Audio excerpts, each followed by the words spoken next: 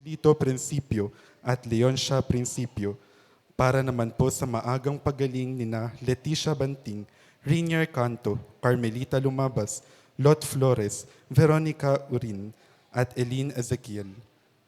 Isama rin po natin sa ating mga panalangin ang mga kaluluwa ng ating mga kapatid na yumao na sina Flaviana Nanaake, Eliseo Sal Jose, Julieta, Alfredo, Rogelio, Capiano, Gusanto, Josefina, Florentina, Catalina, Elsa, Lucing, Pilan, Remedio, Romeo, Seferino, Anita, Elfredo, Romeo, Gabriel, Dionisio, Maria, Norma, Teofila, Celine, Benedicto, Estrelita, Rolando, Elgin, Francis, Lamberto, Teresita, Joel, Pabling, Beatriz, Portia, Leopoldo, Miguel Patrick, Pablo, Remedios, Eugenia, Ignacio, Cecilio, Leonila, Gloria, Bienvenido, Socorro, Amando Sr., Lugarda, Alfonso, Juliet, Lourdes, Jose, Virgilio, Margarita, Marcelina, Reynaldo, Rosario,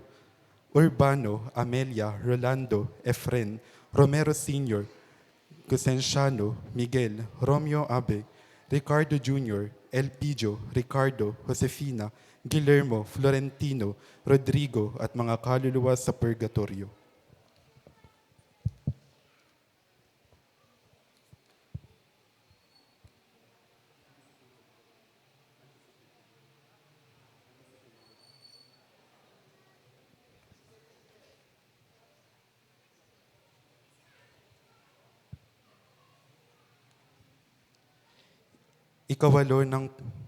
Ikapito ng Pebrero, ikalimang linggo sa karaniwang panahon.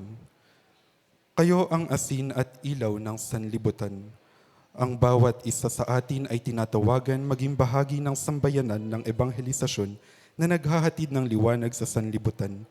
Sa liturhiya, noong unang panahong bahagi ng liturhiya ng binyag, ang paglalagay ng asin sa dila ng bata, ang asin ng karunungan at kalinisan, ang kandila naman na may sindi ay tanda ng liwanag ni Kristo.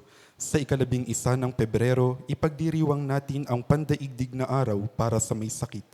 Turo ng simbahan, ang sambayanan ng ebanghelisasyon ay nakikilahok sa pamamagitan ng salita at gawa sa pang-araw-araw na buhay ng tao.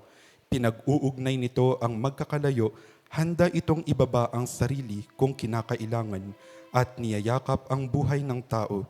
Hinihipo ang laman ng nagdurusang Kristo sa kapwa.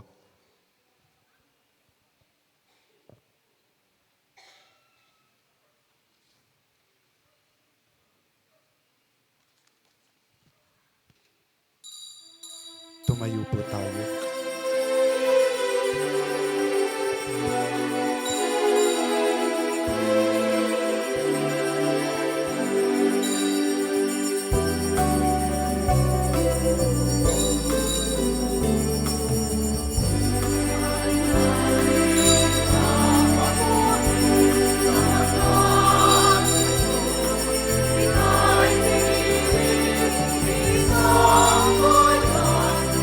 So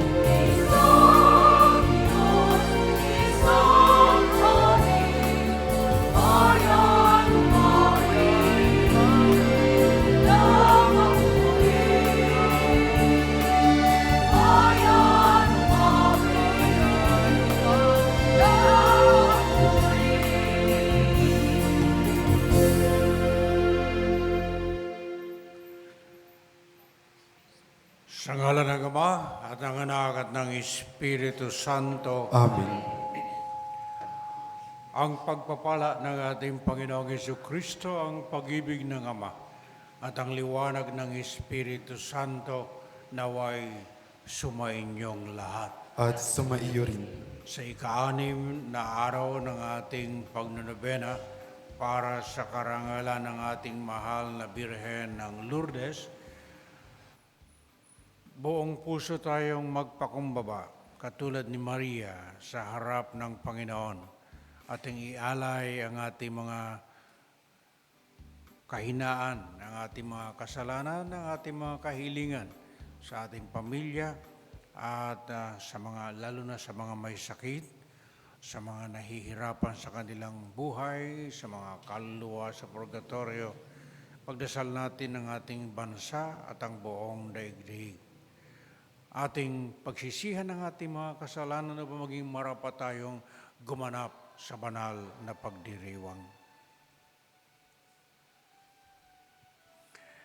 Inaamin ko sa makapangyarihang Diyos at sa inyo mga kapatid, na lubha ako nagkasala sa isip, sa salita, sa gawa, at sa aking pagkukulang. Kaya sinasamo ko sa mahal na Birheng Maria, sa lahat ng mga anghel at mga banal, at sa inyo mga kapatid, na ako'y panalangin sa Panginoong ating Diyos. Kaawaan tayo ng makapangyarihang Diyos, patawarin sa ating mga kasalanan, at patnubayan tayo sa buhay na walang hanggan. Amen.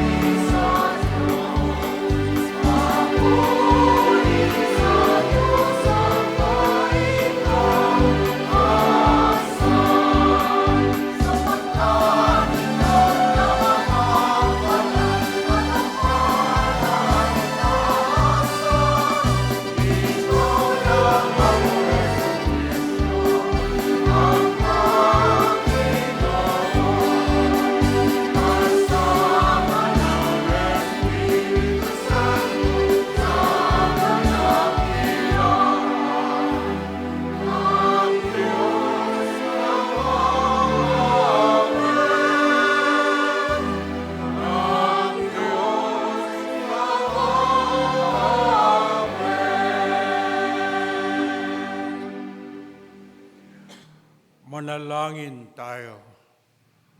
Ama naming makapangyarihan, lagi mong lingapin at patnubayan kami mga kabilang sa iyong angkan. Sa tanging pag-asa naming ikaw ang nagbibigay.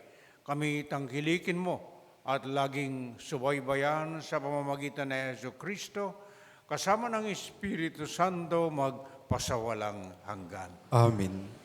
Sa unang pagbasa, ipinahahayag ni Propeta Isaías na ang paggawa ng kabutihan at pagtigil sa pang-aapi sa kapwa ay humahawi sa kadilimang bumabalot sa atin at nagbibigay daan sa pagsapit ng liwanag. Ang salita ng Diyos mula sa aklat ni Propeta Isaías. Ito ang ipinasasabi ng Panginoon. Ang mga nagugutom ay inyong pakanin. Patuloyin sa inyong tahanan ang walang tirahan. Yawong mga tao na halos hubad na ay inyong paramtan. Ang inyong pagtulong sa mga kasama ay huwag tatalikdan. At kung magkagayon, matutulad kayo sa bukang liwayway. Hindi maglalaot, gagaling ang inyong sugat sa katawan. Ako'y laging sa inyo. Ililigtas kayo at iingatan kahit saang lugar. Sa araw na iyon, diringgin ng poon ang dalangin ninyo pag kayo'y tumawag. Ako'y tutugon agad.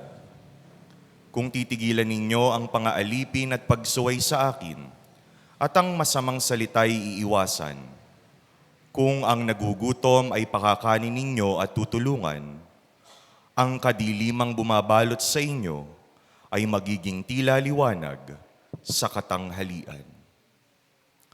Ang salita ng Diyos. Salamat sa Diyos. Sa dilim ay may liwanag sa tao na nahahabag. Sa dilim ay may liwanag sa tao na nahahabag. Ang taong matuwid, may bait at habag. Kahit sa madilim, taglay ay liwanag. Ang magpautang nagiging mapalad. Kung sa hanap buhay, siya'y laging tapat. Sa dilim ay may liwanag sa tao na nahahabag. Hindi mabibigo ang taong matuwid, di malilimutan kahit isang saglit. Anumang balita'y hindi siya takot, matatag ang puso't may tiwala sa Diyos. Sa dilim ay may liwanag sa tao na nahahabag. Wala siyang takot, hindi nangangamba. Alam na babagsak ang kaaway niya. Mabait na lubha, lalo sa mahirap. Ang pagiging matuwid ay di nagwawakas, buong karangalan siyang itataas. Sa dilim ay may liwanag sa tao na nahahabag.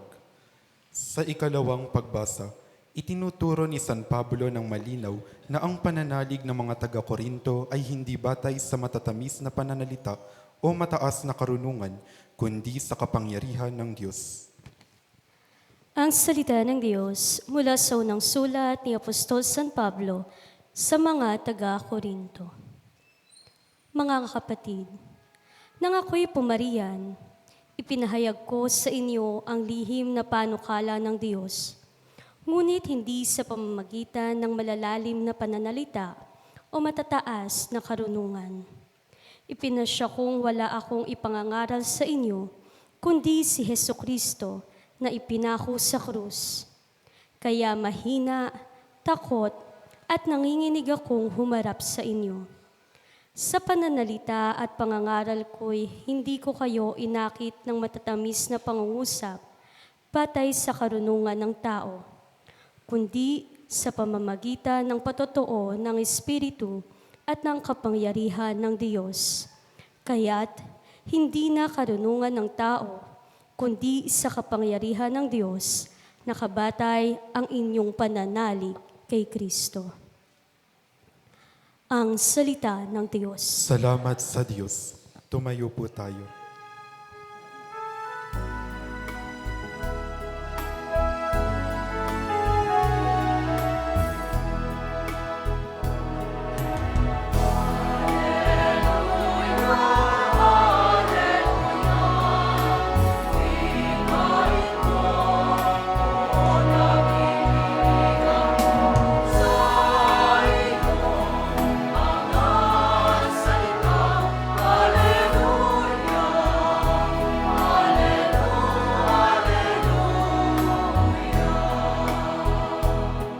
Sinabi ni Hesukristo, "Ako ay ilaw ng mundo at buhay ng alagad ko."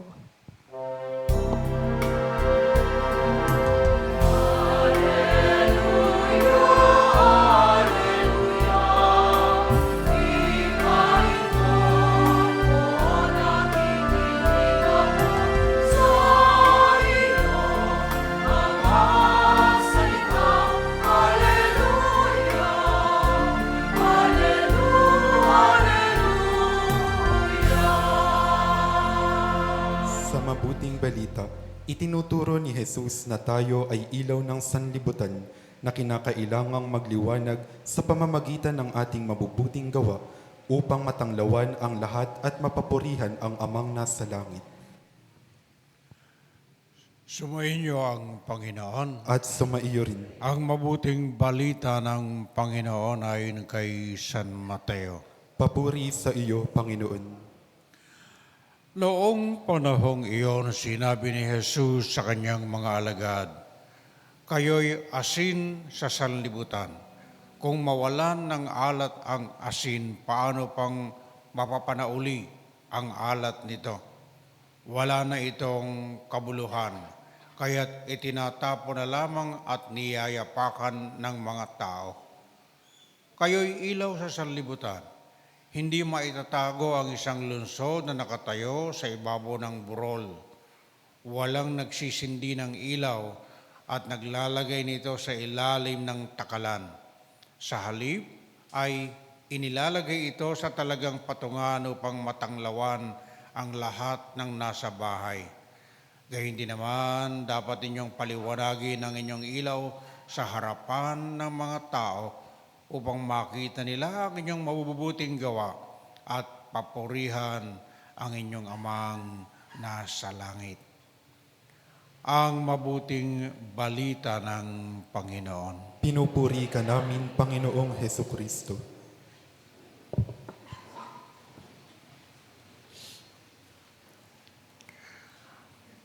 Ako'y hindi marunong magluto. Pero marunong akong mamintas kung ang pagkain ay sobrang tabang o sobrang alat. Mas mainam daw sa pagkain, halimbawa magluluto kayo ng adobo o sinigang o kare-kare na matabang, sapagat mas madaling solusyonan kung kailangan mong lagyan ng konti pang asin o patis. Pag sobrang alat, sasabihin mo sa nagluto, "Napakamura naman ng asin dito sa bahay na ito." Bakit?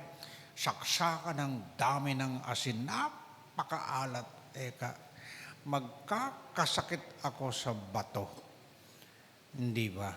Kaya dapat, humahanga ka dun sa cook na ang pagluluto ay templadong-templado. No? Kaya kung hindi kayo sigurado sa dila ninyo, patikman ninyo sa asawa nyo, sa anak. Tikman mo nga anak, kung maalat ito. Ayan. "Nanay, tama-tama po." "Oh, sige, tama na yan. Paghain ka na, kakain na tayo." Ubus ang ulam eh. Bakit?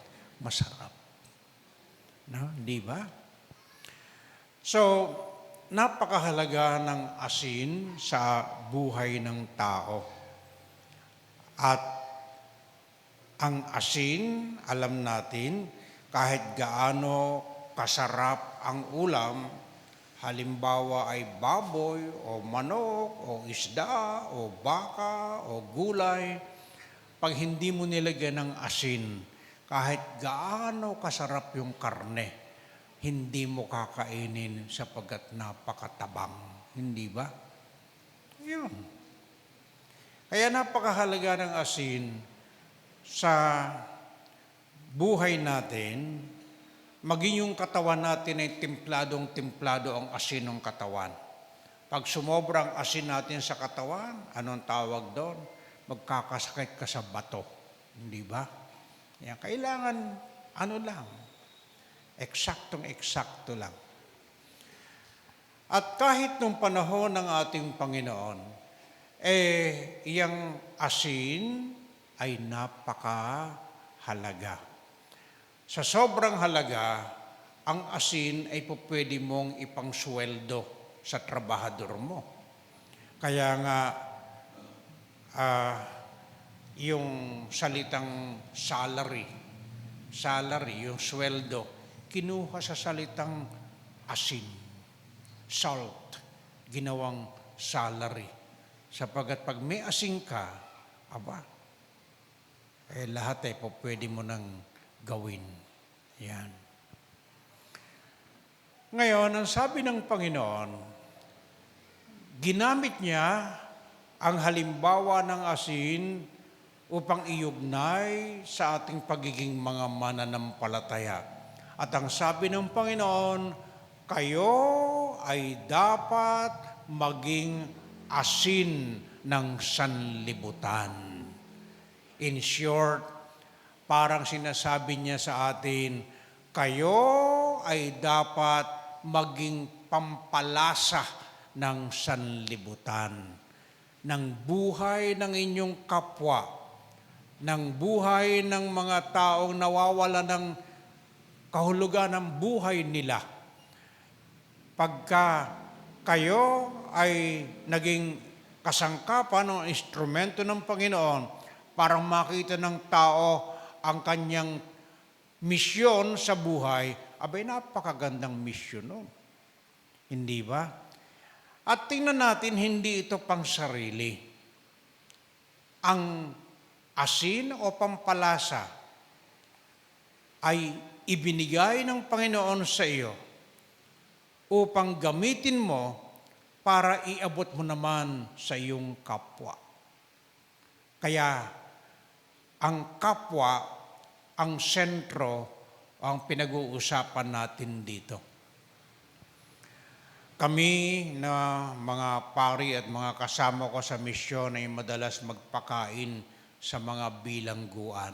Yung bang kanina nagmisa kami sa mga adik, 37 adik nandoon. Sabi ko, sayang naman ang buhay ng mga ito na nalalanta lang dun sa drug rehab.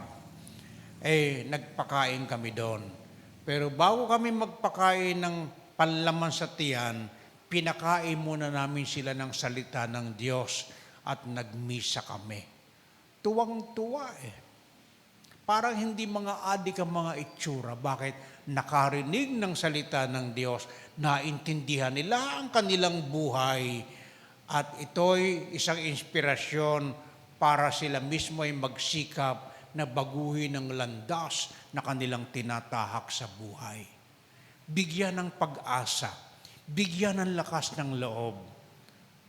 At yung buhay nila na walang kakwenta-kwenta dahil nasayang lang sa droga, unti-unti ay nagkakaroon ng kahulugan.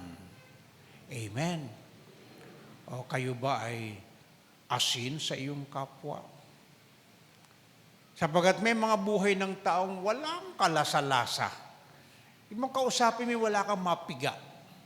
Kausapin mo ay walang kakwenta-kwentang sinasabi. Tumanda na walang pinagkatandaan. Ang ibig sabihin ay punong walang lilim. Taong walang anino. Lumaki, tumanda, nang walang kapakinapakinabang ang kanilang kapwa. Hindi ba? Ito yung sa mga mag-asawa ay batugan na asawa. Batugan na nga, nag-iinumpat, naninigarilyo pat kung ano-ano pa pinaggagawa. Siya pa may ganang magalit sa kanyang mga anak. Anong klaseng asin yan? Ayan sabi dito, walang kwentang asin, tapakan na lang. Ayan, di ba? Kaya tingnan natin ang buhay natin. Ako ba'y asin na may silbi sa mga taong ipinagkatiwala sa akin ng Panginoon o mga nakakaugnay ko sa buhay na ito? Hindi ba? Pangalawa, ang sabi dito ng Panginoon, kayo'y ilaw ng sanlibutan. Kung gaano kahalaga ang asin, ganun din kahalaga ang ilaw. Kaya pagka kayo nagpapagawa ng bahay, sa pinto pa lang, Pag nagpapagawa kayo ng kubeta, sa pinto ilalagay ang switch para pagbukas nyo ng pinto, kakapain lang ninyo, hayrin na ang switch, magliliwanag na. Sapagkat pag pumasok ka ng madilim sa loob ng bahay, kahit bahay mo yon, madadapa ka. Hindi ba? So napakahalaga ng ilaw sa buhay ng tao. Kung walang tumatanglaw, walang inspirasyon, wala kang kaalaman kung ano, ba't ka ipinanganak sa mundong ito, abay kawawa kang tao ka. Walang kapakipakinabang ang kapwa mo sa iyo. Hindi pa. Parang, ang tawag doon, walang kakwenta-kwenta. So ang ilaw ay hindi ikaw. Ang ilaw ay pinagkaloob sa iyo ng Panginoon upang sa pamamagitan mo maging tanglaw ka ng kapwa mong kung hindi mo tatanglawan ay maliligaw ng landas. Hindi iyo ang ilaw, hindi rin iyo ang alat, ito'y sa Panginoon. Ang kanyang salita, ang kanyang aral, ang kanyang halimbawa, ito ang dapat maging panuntunan ng kapwa mo. Hindi ba? Ayun. Kanina may tinext sa akin yung aming social worker. No. Father, meron 2 bata na gusto hong dalin sa inyo. Itong Marso 13 yung nakahilerang tatanggapin namin. Ano? Batang-bata pa binabasa ko yung case study. Nawala ang tatay, yung nanay nakulong, ang pari ang nagdusa. Sa kanya ibinigay ang mga bata. Isang 10 at isang 9. Minumuti mo bago ko mapakalaki yun kaya tagal-tagal na panahon. At habang nasa iyo, pakakainin mo ng salita ng Diyos. O anak, bawal magmura. O anak, ganito ang pagkukrus. O anak, si God. Kilalanin natin si God. Lumuhod ka ng maayos. Huwag natutulog sa misa. Huwag nag-aaway. Susunod sa mga house parent. Yun ang misyon. At maraming batang ganyan. Hindi ba? Sa panahon natin ngayon. Nasabi ko sa inyo, kay dami-daming ampunan dito sa Bulacan. Bakit? Maraming mga magulang na hindi kayang atorgahin ang kanilang mga anak. Hindi ba? Ngayon, ang sabi ng Panginoon, ang ilaw natin ay dapat na sindihan at ipatong sa salop para makita ng lahat. Hindi para ipagyabang na ikaw ay may alam, ikaw ay masipag, ikaw ay naging pinuno nito o ikaw ay hinahangaan, hindi.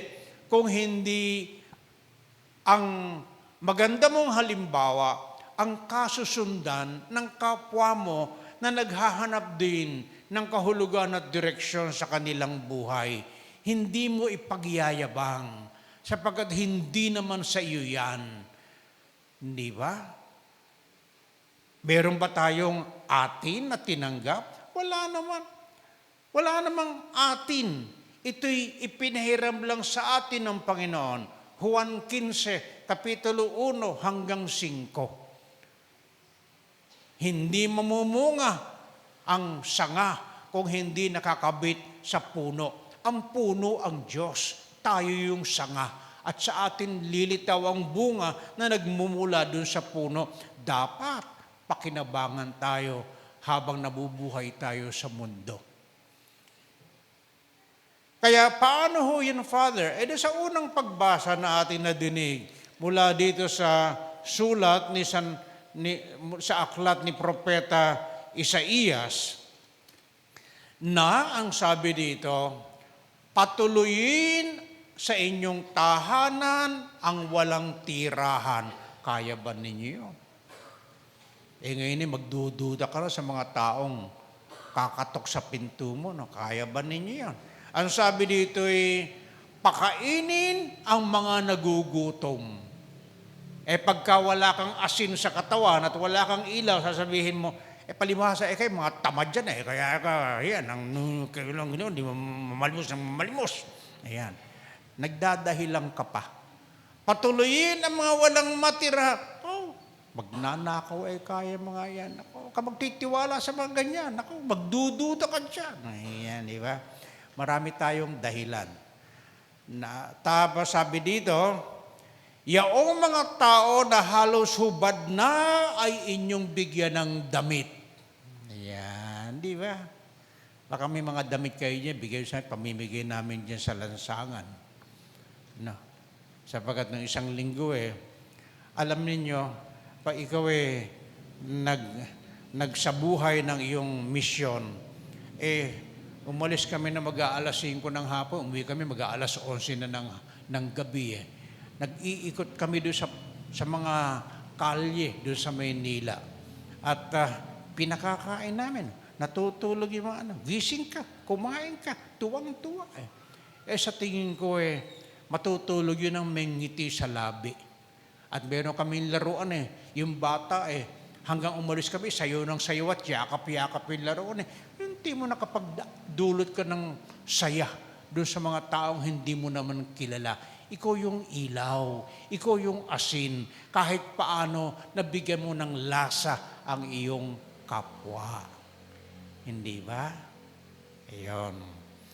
So, ito yung sinasabi ni Propeta Isaías.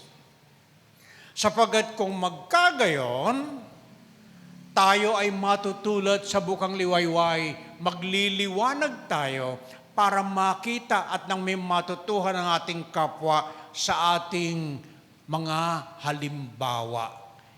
Hindi ba? Hindi para sa iyo, kundi para sa iba. Okay ba sa inyo? Ha? Masama ba loob nyo pag magbibigay kayo? Hindi. Kasi ibabalik ng Panginoon para ipamigay ninyong muli. Hindi ba? Ganun yan. So, ito ang ating misyon.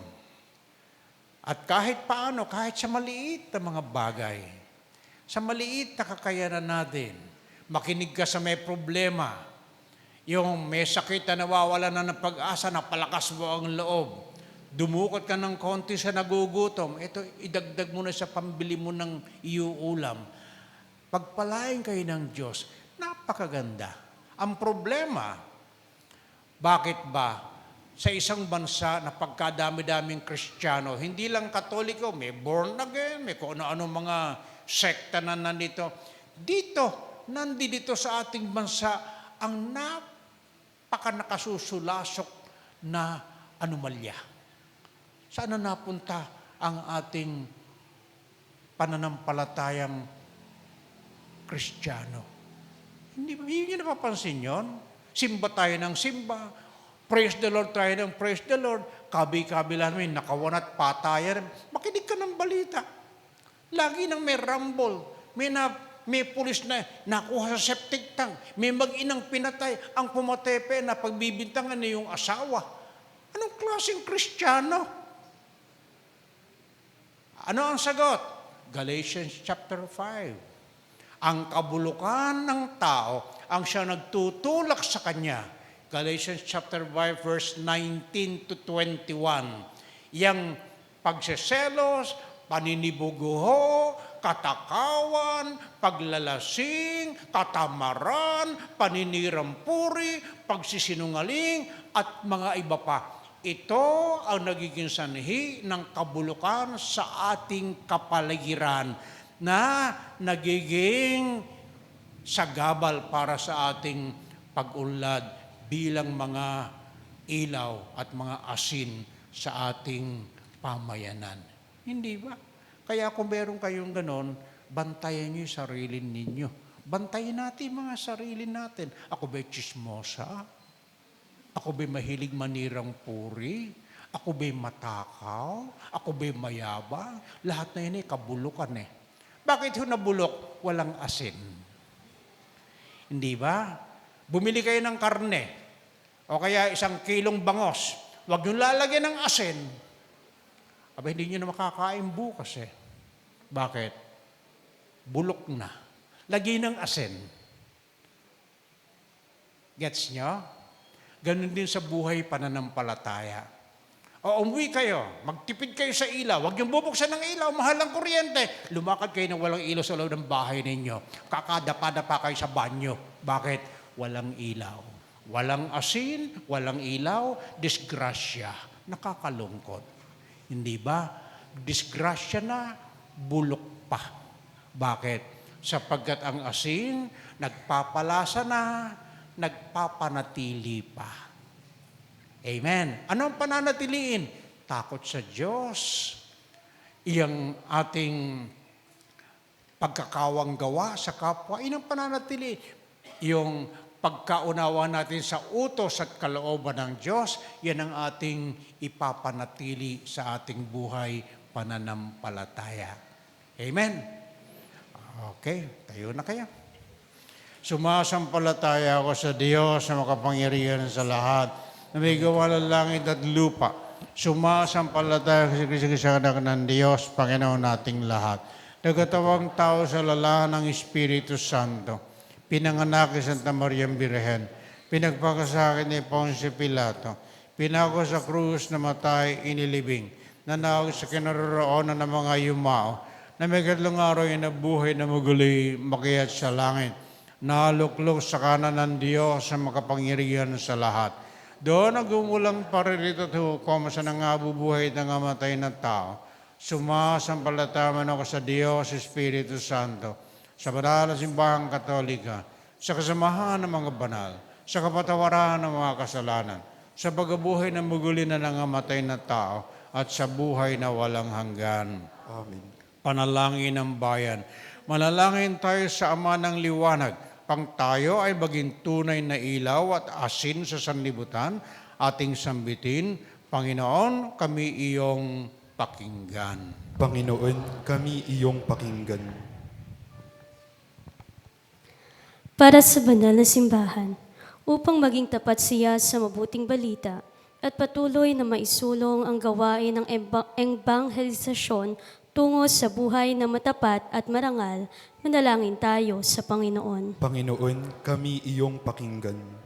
Para sa lahat ng Kristiyano, upang ang kanilang pamumuhay sa liwanag ay maakit nila ang lahat sa pagsunod kay Kristo, manalangin tayo sa Panginoon. Panginoon, kami iyong pakinggan. Para sa mga nadidiliman sa buhay, sa mga pinanghihinaan ng loob at tinabangan sa pananampalataya, upang maihatid sa kanila ang liwanag at init ng pag-ibig na nagmumula sa Diyos, manalangin tayo sa Panginoon. Panginoon, kami iyong pakinggan. Para sa ating lahat, upang ang ating pagiging asin at ilaw sa sanlibutan ang magbuklod sa atin bilang mga Kristiyano, manalangin tayo sa Panginoon. Panginoon, kami iyong pakinggan. Para sa mga yumao, makamtan nila ang liwanag na di nagmamaliw sa kabilang buhay, manalangin tayo sa Panginoon. Panginoon, kami iyong pakinggan. Amang maawain, dinggin mo ang aming dalangin at sinagan kami ng iyong liwanag upang mapawi ang kadiliman sa sanlibutan sa pamamagitan ng Hesus Kristo kasama ng Espiritu Santo magpasawalang hanggan. Amen.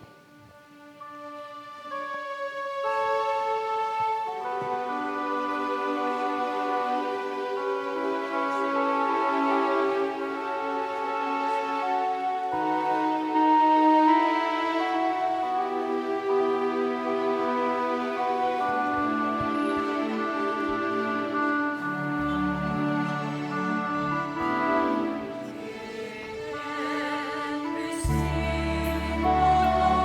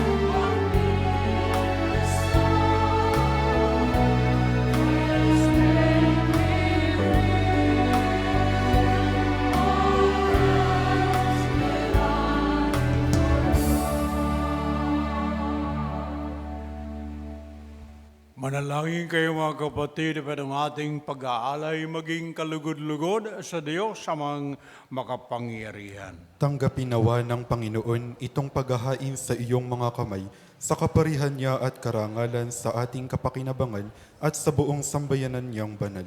Ama naming lumikha, ang pagkain inuming narito ay iyong ginawa upang mapalakas kaming mga mahihina. Pagkaloob mong ito ay aming mapagsaluhan bilang pakikinabang sa buhay mong pangmagpakailanman sa pamamagitan ni Hesus Kristo, kasama ng Espiritu Santo, magpasawalang hanggan. Amen. Sumainyo ang Panginoon. At sumaiyo rin. Itaas sa Diyos ang inyong puso at diwa. Itinaas na namin sa Panginoon. Pasalamatan natin ang Panginoong ating Diyos. Marapat na siya ay pasalamatan. Ama naming makapangyarihan, tunay nga marapat na ikaw ay aming pasalamatan sa pamamagitan ni Hesus Kristo na aming Panginoon. Sa dakilang pagtubos niya sa amin, ang kasalanan at kamatayang aming pasanin ay binalikat niya upang kami palayain at maitampok sa iyong luningning. Siya ang nagtanggal sa amin bilang liping hinirang pari at haring lingkod sa iyong kamahalan. Mula sa kadiliman, kami iyong tinawag upang makasapit sa iyong liwanag.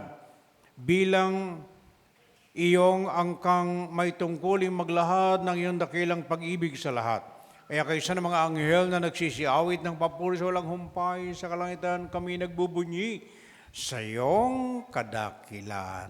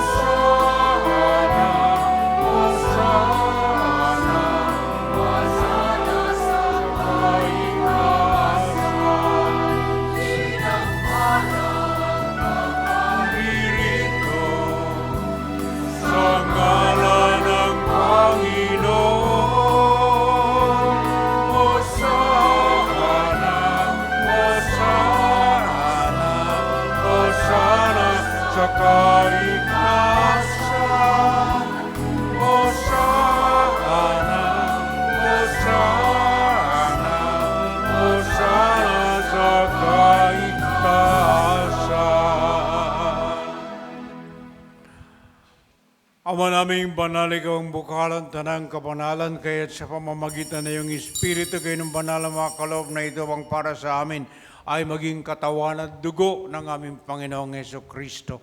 Bago niya pinagtiis ang kusang loob, maging handog, hinawakan niya ang tinapay. Pinasalamatan ka niya. Pinaghati-hati niya yon, iniabot sa kanyang mga alagad at sinabi, tanggapin ninyong lahat ito at kanin. Ito ang aking katawan na ihahandog para sa inyo.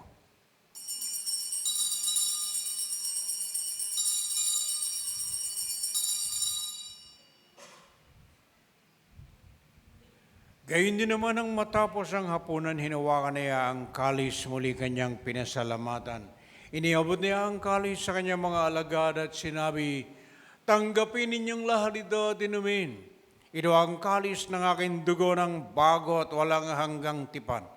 Ang aking dugo na ibubuhos para sa inyo at para sa lahat sa ikapagpapatawad ng mga kasalanan. Gawin ninyo ito sa pag-alaala sa akin.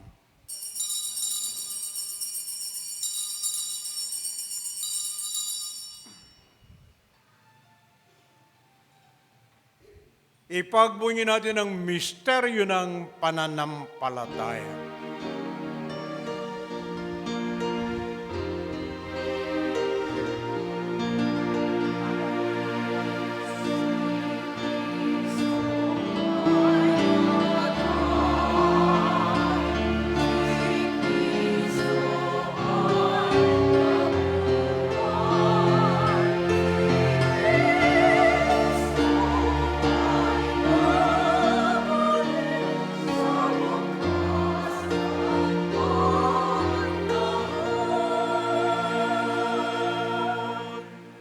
Ang mga ginagawa namin ngayon ang pag-alala sa pagkamatay at muling pagkabuhay na iyong anak.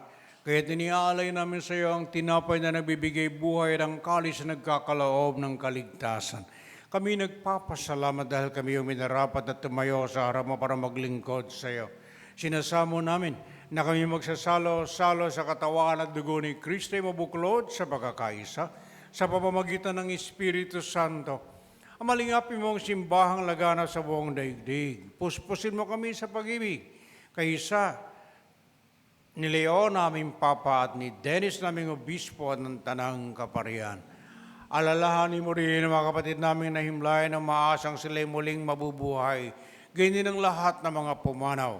Kaawaan mo sila at patuloyin sa iyong kaliwanagan. Kaawaan mo at pagindapan kaming lahat na makasalo sa iyong buhay na walang wakas. Kaysa ng mahal na Birheng Maria na ina ng Diyos, kaysa na San Jose na kanyang esposo, kaysa ng mga apostol at lahat ng mga banal at upaning kalooban sa lahat ng panahon na magpuri sa iyo, alang-alang kay Jesucristong anak mo. Sa pamamagitan ni Kristo kasama na iyo at sa Kanya, ang lahat ng parangal at papuri sa iyo, Diyos ang makapangyarihan, kasama ng Espiritu Santo, magpasa walang hanggan.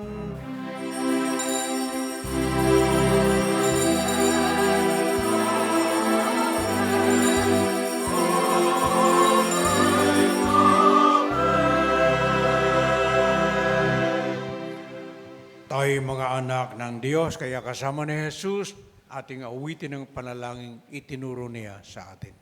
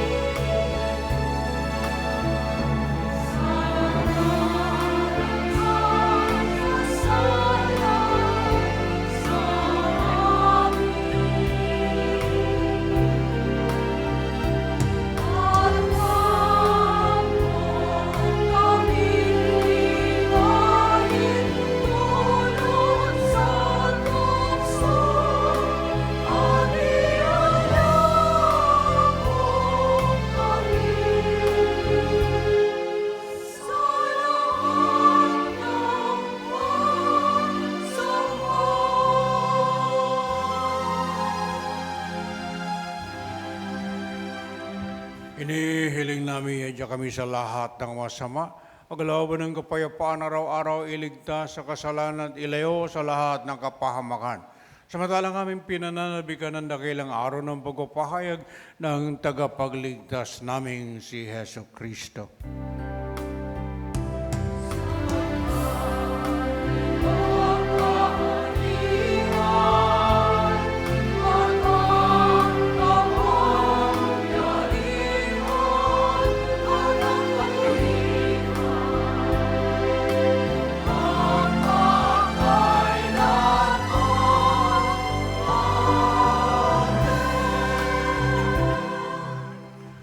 Panginoong Yesu Kristo, sinabi mo sa iyong mga apostol, kapayapaan ang iniiwan ko sa inyo.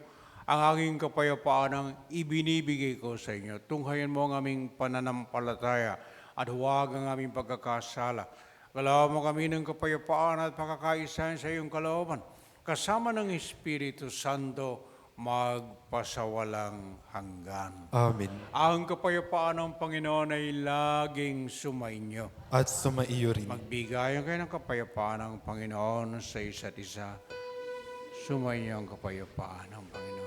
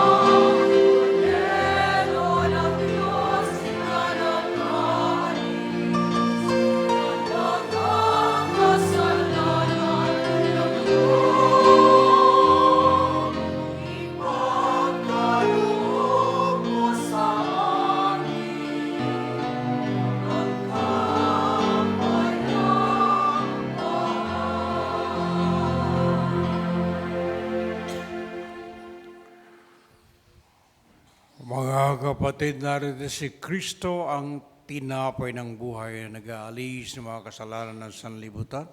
Papapalad ang inanya na ikibahagi sa handaan ng Panginoon. Panginoon, hindi ako karapat-dapat na magpatuloy sa iyo, ngunit sa isang salita mo lamang ay gagaling na ako.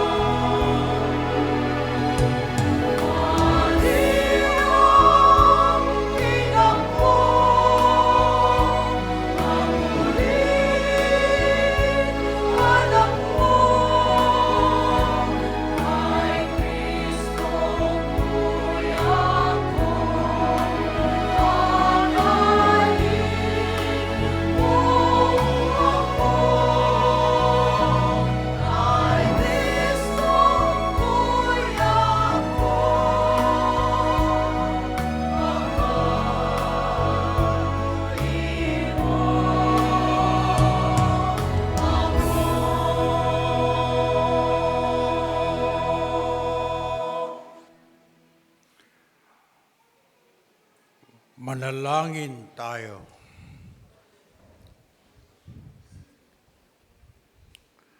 Ama naming mapagmahal sa pagkait inumin, pagkakaisa ang ibinibigay kami niloob mong makapakinabang kaisa ni Kristo, kami naway makapamuhay upang makapamunga ng may kagalakan para sa kapakanan ng aming kapwa-tao sa sanlibutan sa pamamagitan niya kasama ng Espiritu Santo magpasawalang hanggan. Amen. Magsipo tayo. Sandali.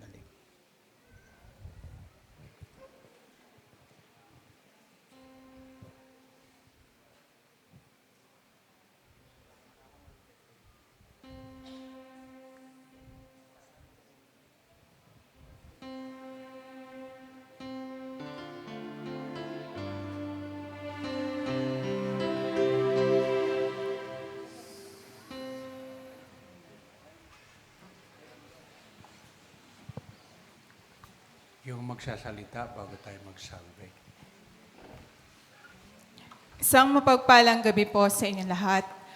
Mula po sa pamilya ng ating mahal na yumaong si Flaviana Nana Ake Perez, ang tagapangalaga po na mahal na Birhen ng Lourdes, ang kanyang anak na si Ellen Perez at Kapitan Leslie Ocampo, at ang samahan ng Lourdes. Kami po ay taus-pusong nagpapasalamat sa inyo, Reverend Monsignor Florentino Concepcion, sa pangunguna po sa banal na misa para sa ika-6 na araw ng nobinaryo para sa karangalan ng mahal na Birhen ng Lourdes. Muli po, marami pong salamat.